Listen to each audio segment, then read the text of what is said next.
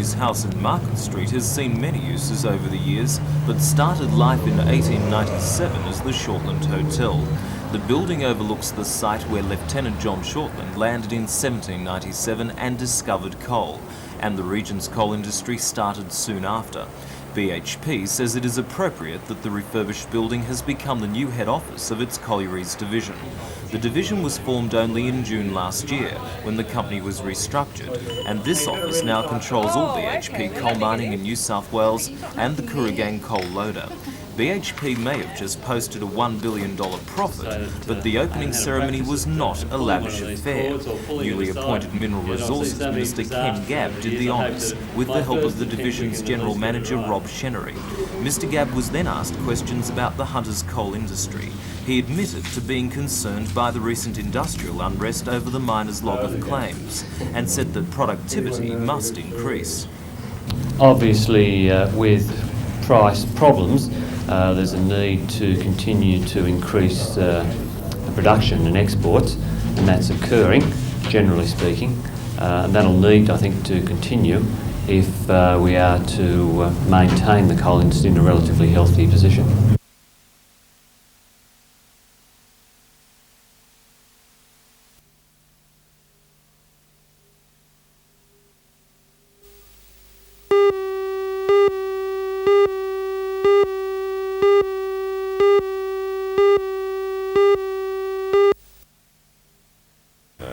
Scheme, which the workers are privately interested in. Right. We are committing ourselves that we will not be taking industrial action for further increases in wage rates for a period of 6 months. And in return for that, you get the 2.3% Yep. increase. And it's also an agreement not to strike over the superannuation issue. Yes, well, we have been negotiating with BHP for the last month or so on this question, and it appears that the MTIA are now at least prepared to talk to the National Secretary and the National President about this matter. So how confident are you that things will be in place in time for the January the 1st as stipulated by the Commission? Well, I'm very confident that BHP and the metal unions will reach an agreement prior to the new year. And other employers? Other employers, I feel that it could be a little longer in some of the metal industries. But there's the promise of no industrial action over that matter. Yes, yes.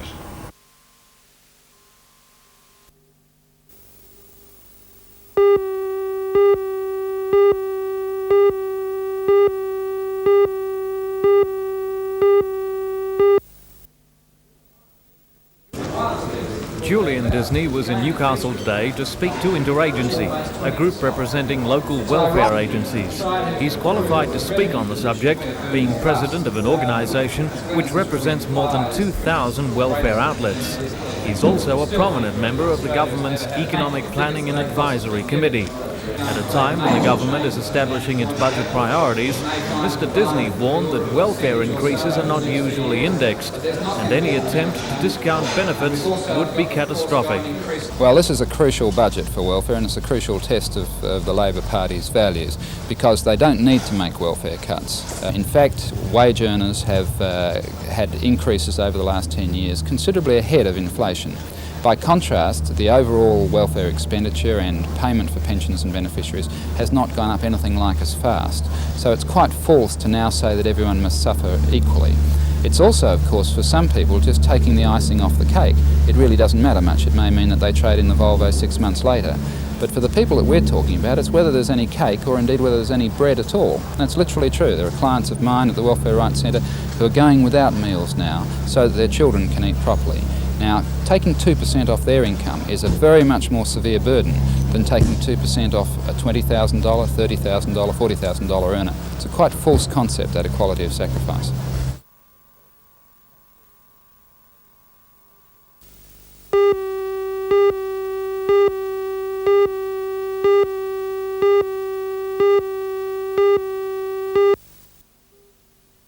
Firstly, you put a lot of The effort Robert into it, Mondavi and Award was bestowed by the shows, prestige British Wine Show, and different Philip than will any travel other to show London in for the the world, presentation ceremony in the House of it's Commons in supported very October. strongly It's by not the first international recognition for Philip and his wines, but it is the highest. The winner is decided by judging the best 3 wines from any maker on an aggregate points basis. Philip is South Australian by birth, well-credentialed with tertiary achievements. He's been at Rosemount since 1982 and has taken it from strength to strength. Most successful exhibitor at the recent Singleton Wine Show, and then the only Australian wine chosen for the coming royal wedding. This latest accolade means a boost to the hunter's reputation worldwide, but what does it mean personally to Philip Shaw? I keep plugging away. I've certainly got my goals ahead of me, and I know what I want to achieve, and you can't just do it with one award or one thing. It's a reinforcement of that, and I think it's important to be recognised internationally, very much so. All right, Philip. Well, all the very best, and here's to you. Congratulations. Thank you.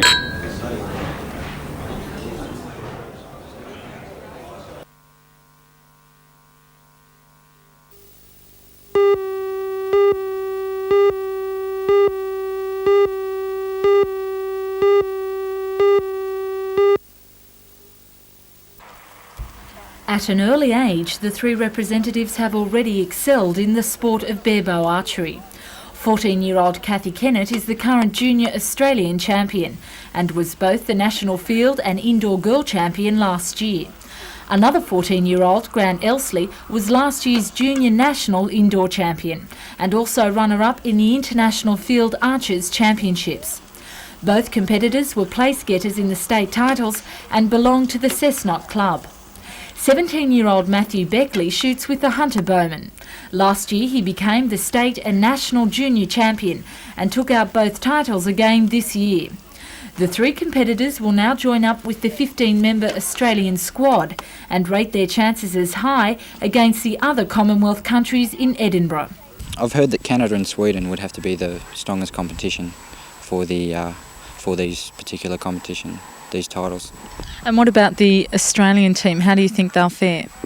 I think they'll go pretty good because they got good results 2 years ago, so hopefully they'll go better.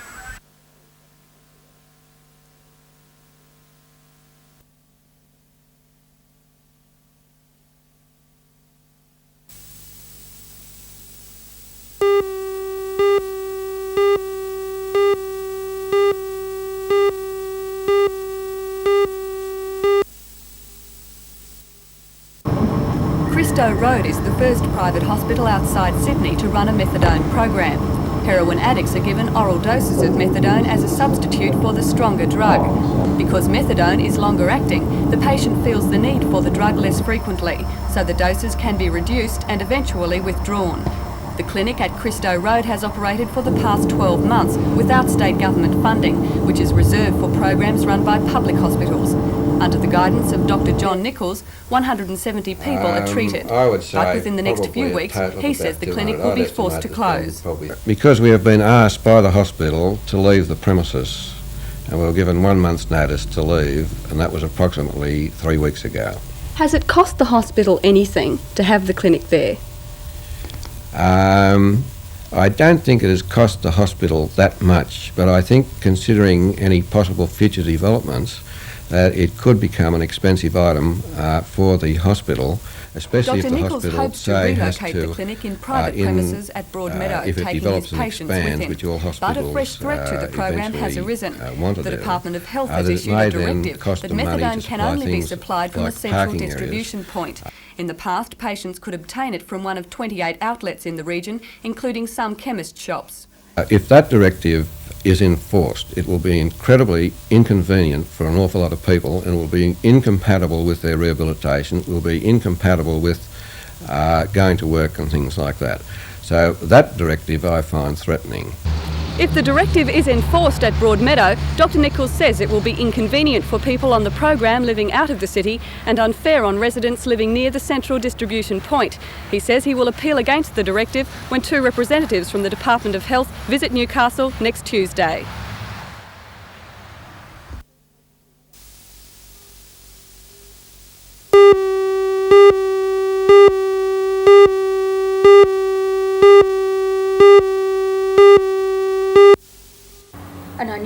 Margaret Gumas parted company with the Citizens Group in September last year. She says she was rebuked for failing to toe the party line on a number of issues and felt that her independence was threatened. 10 months later, independence is once again her catch cry. I consider that local government must have independence so you can vote on contentious issues with your own conscience. I really do believe that. You've said in the past that you only wanted squeaky clean candidates. Have you succeeded in doing that? So far I have, and I'm happy to say that I am very proud of the people that are sitting here with me today. They include Alan Bashford, a small business proprietor, Scott Seddon, a financial planner, and Faye Brown, a school teacher. Squeaky clean they may be, but they're also comparatively unknown. Margaret Gumas believes, however, that people will make it their business to find out who the independent candidates are, in preference to voting along a party line. Mrs Gumas says some of the issues members on her ticket are concerned with include opening a heated council-run swimming pool in the city, cleaning up our streets. Enforce more the heavier penalties for littering, and from the revenue of that I'm sure we can hire 1 or 2 rangers. And then there's the question of the Hunter Street Mall and those tricky paving stones. Mrs Gumas would like to see them all levelled. At least making it level so people can walk in the mall. I don't think that there's a woman in Newcastle who hasn't got the problem of the shoes that she has to wear when she goes shopping in the mall. In fact, I think it's such a great problem that it's keeping people out of the mall.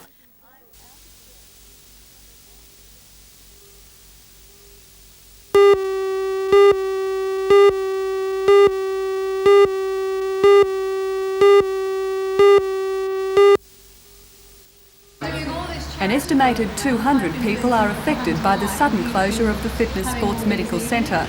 Some clients only discovered the business had folded when they arrived for classes yesterday to find locked doors and an empty gym. In a letter, the proprietors claimed they were forced to close because of court action taken by the Office of Small Business to recover fittings and equipment under mortgage to the previous owner.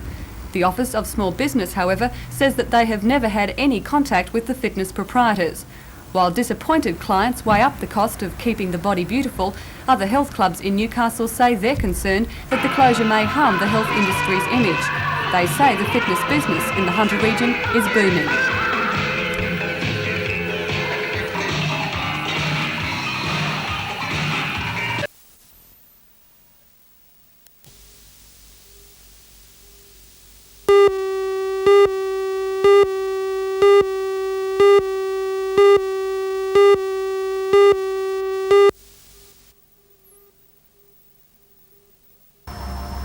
The directive from the Department of Health says all methadone must be dispensed from a central distribution point.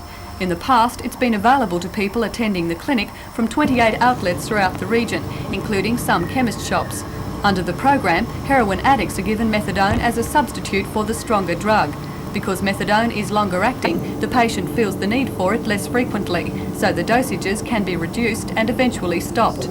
Dr John Nichols, who heads the program, says making methadone available from only one outlet on a daily basis would make it very difficult for people being treated for heroin addiction who live outside the city. If that directive is enforced, it will be incredibly inconvenient for an awful lot of people, and will be incompatible with their rehabilitation, will be incompatible with going to work and things like that. So that directive I find threatening. If the directive is enforced at Broadmeadow, Dr Nichols says it will be inconvenient for people on the program living out of the city and unfair on residents living near the central distribution point. He says he will appeal against the directive when 2 representatives from the Department of Health visit Newcastle next Tuesday.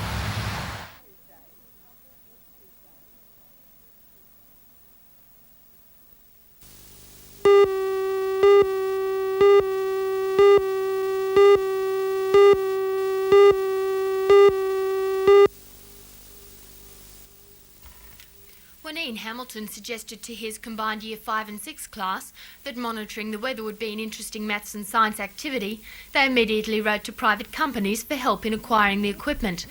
And now they operate the Beresfield Public School weather station. R.W. Miller donated the Stevenson screen, which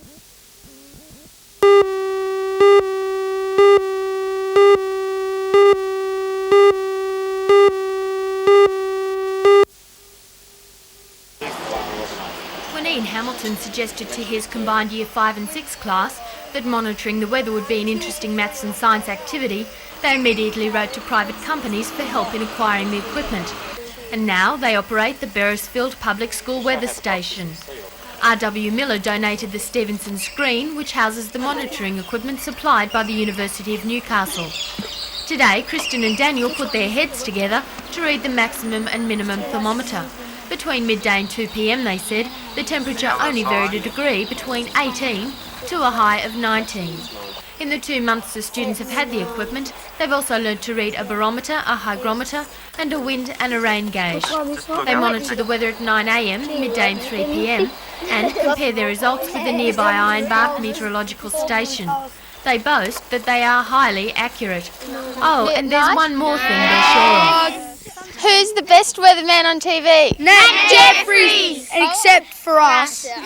He's second.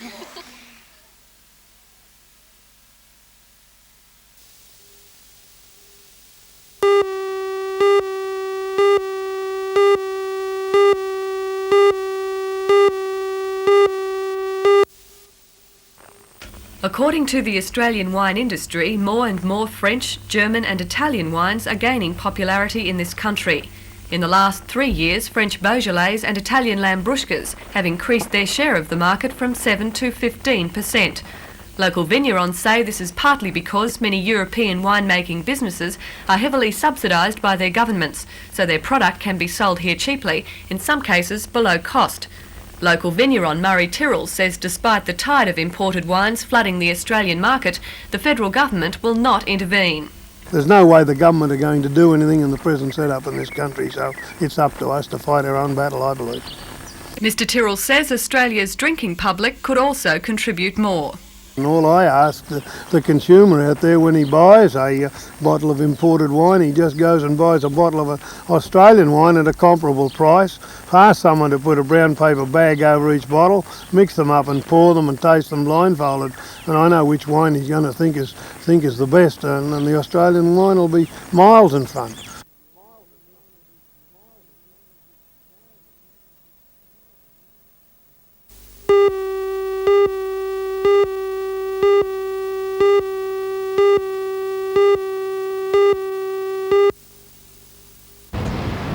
This is the area in question, the parcel of land between the Customs House and the waterfront reclamation area presently being extended with fill as part of the Council's Harbour Foreshore beautification.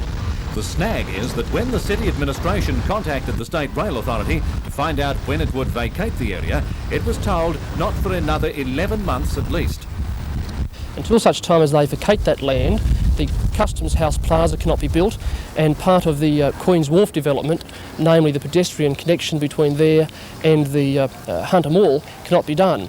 The SRA is saying that it's going to be some 11 months before they can vacate that land, and therefore that part of the Bicentennial project cannot be completed until mid-1988. Well, the Rail Authority says it can't move the diesel car maintenance section until a new facility to replace it has been built at Broadmeadow.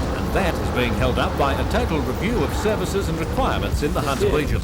Ashley Saunders says this is just not good enough. Well, we think that it's again another example of how that Newcastle just is unsuccessful in having things done for it. If this was Sydney, then the Bicentennial project of the park would be completed on time.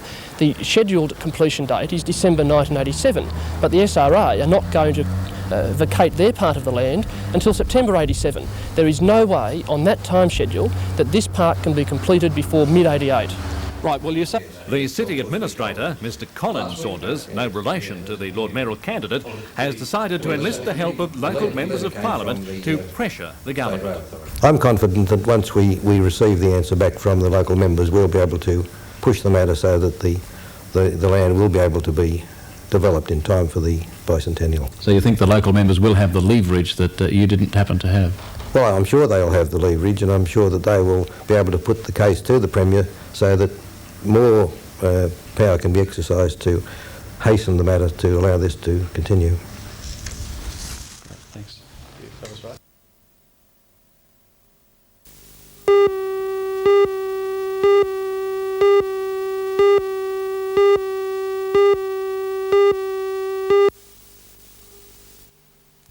The Hydromast was developed in the United Kingdom and is still being tested under their conditions. It fits into the short milk tubes on the clusters of the milking machines and acts as a non-return valve. This helps reduce the possible spread of mastitis from cow to cow and also improves milking efficiency. And at $180 a complete set, it would be a cheap and effective control measure against the spread of mastitis, a disease which cost Hunter Valley dairy farmers several $100,000 a year to contain. The trials of the Hydromast here at the Tocal Agricultural College have just begun, and so far the results have been very encouraging. The valve itself is a one-way valve. It's the easiest way to explain it, and the idea of it is that it stops milk coming back up and hitting each 4 quarters. It turns the milking machine itself into a hydraulic system. The results of these trials will be assessed by the Mastitis Advisory Group, and if the valve is found to be successful, it could become a vital part of the Department of Agriculture's mastitis control plan.